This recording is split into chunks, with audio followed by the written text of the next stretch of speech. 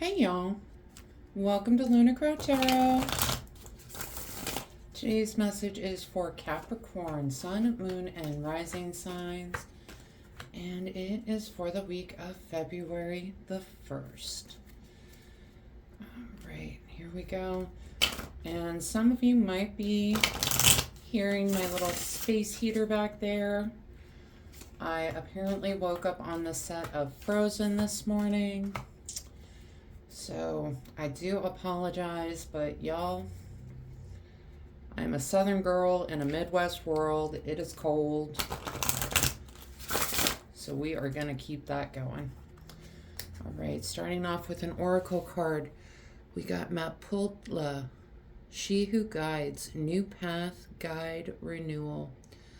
I really like this for you, Capricorn, especially I know we've been getting a lot of messages lately about new paths, new beginnings for you. So it looks like that is going to be continuing. I love it. Love it.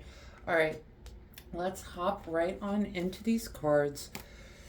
And we start with the King of Swords, Eight of Wands. Court cards can represent people in our lives. Kings tend to be an leading influence, some sort of master. Sword, it could be a Gemini, Libra, or Aquarius. Okay, this is a very, very smart person. And what I think they're encouraging you to do is it's time to make some sort of change. It's time to kind of open yourself up to these blessings that are trying to come in, these changes that are trying to come in. Eight of Wands is this card of just fast moving kind of energy. Can be like some sort of blessing for you. It can feel almost like a fated kind of thing, like it's going to come whether you want it or not kind of a thing. Might as well embrace that as a blessing, right? I think that's what the King is kind of coming forward with, is just to say, hey, you know, you need to look at this as the blessing that it is. All right. And the next two cards we get, Three of Pentacles, Wheel of Fortune. Three of Pentacles, you know, it can be this card of teamwork, right? They are working together. It's also just a card of kind of getting ready to show your work to others. Okay, we're paired with the Wheel of Fortune, which is this card of cycles, of chance, of karma, right? What goes around comes around kind of a thing. What I'm picking up on is this could be some sort of team project, but it's getting ready to be at that final stage where you are unveiling it, all right? That you have put in this work, trying to get to this point where you're like ready to show it off. Okay. And the next two cards we get the Chariot with the Nine of Cups. Chariot is that card of victory. All right. It is a very quick moving card. And we're paired with the Nine of Cups, which really is that card of fulfillment. This victory is going to bring some sort of fulfillment to you, especially emotional fulfillment is what I'm hearing. This project that you've been working on, that you're trying to get ready to bring out into the world, okay? I feel like it's something that's taken you some time to put it together, but once it's out there, it's going to resonate with a lot of people, okay? And that's going to bring you this sense of fulfillment when you cross this victory line.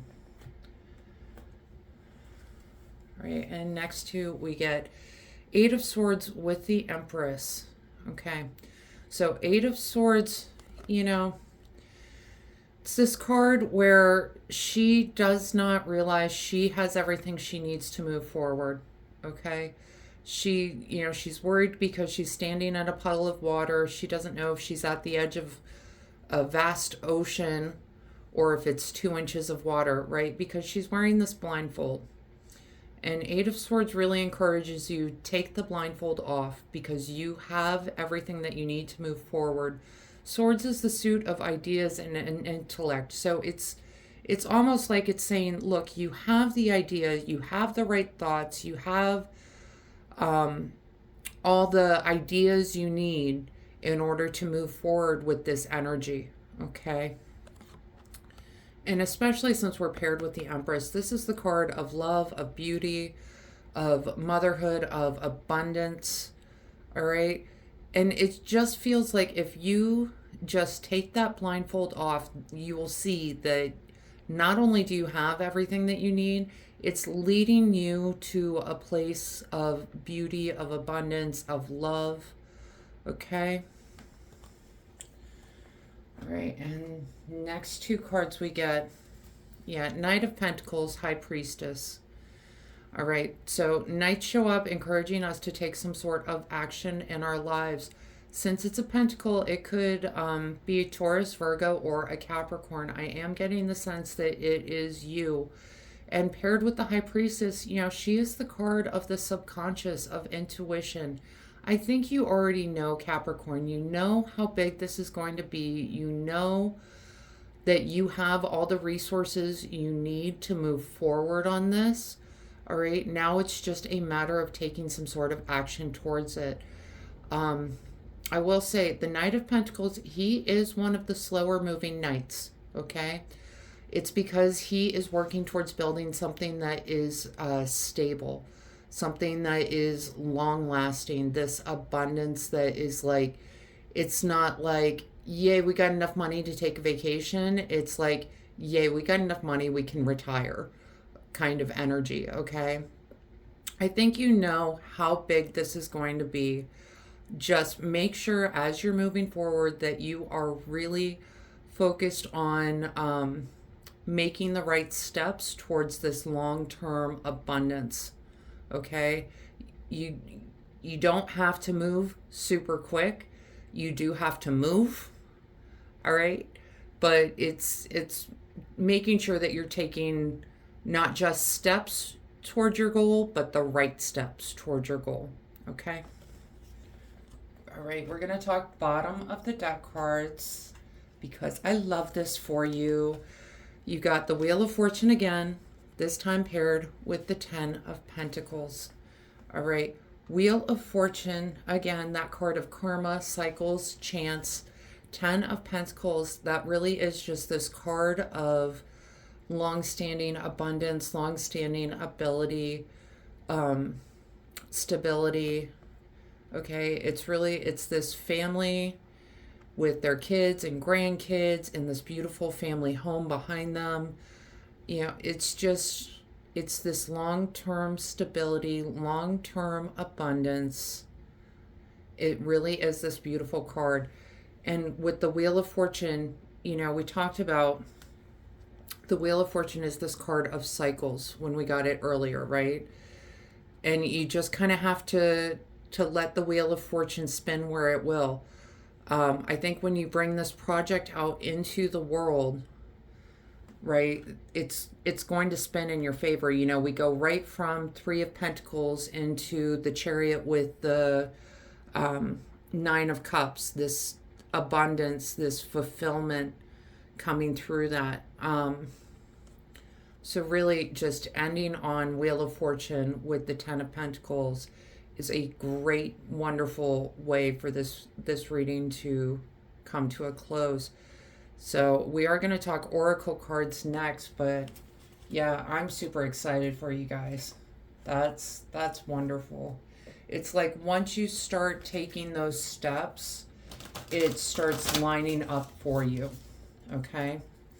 Like, you got the King of Swords at the beginning here, right? With the Eight of Wands, and he's telling you treat these changes as a blessing. And once you start treating those changes as a blessing, that Wheel of Fortune starts turning, starts bringing you blessings after blessings, victory, beautiful stability. I'm really liking this for you. All right. The first oracle card we get, Breath of the Cosmos, my will to thy will, micromanaging the universe. This reminds me of Capricorn energy very much. you know, y'all are very detail oriented, and that is a wonderful skill to have, okay? Is that ability to see all the details. You know, when we were talking about Knight of Pentacles with the High Priestess, it's moving in a way that you make sure you're making the right step, right? And you're really just, you're trying to plan that out. And I think that's key for you, Capricorn. Okay. The next card we get, the ripple effect, part of something bigger, details are being taken care of. Okay. You know, we talked about this, when you bring this out into the world, the reception that it's going to receive, this emotional fulfillment you'll receive because of this victory. This project is part of something bigger. Okay. So you can trust in that. It's worth working on. Okay. The next card we get, cup of tea, patience and reassessment. Okay. I don't think, you know, Capricorn, you can be very patient when you want to be. All right. So I think just encouraging you to be a little bit more patient, I think, is going to help in this journey. I know sometimes you just want the thing done when you want it done.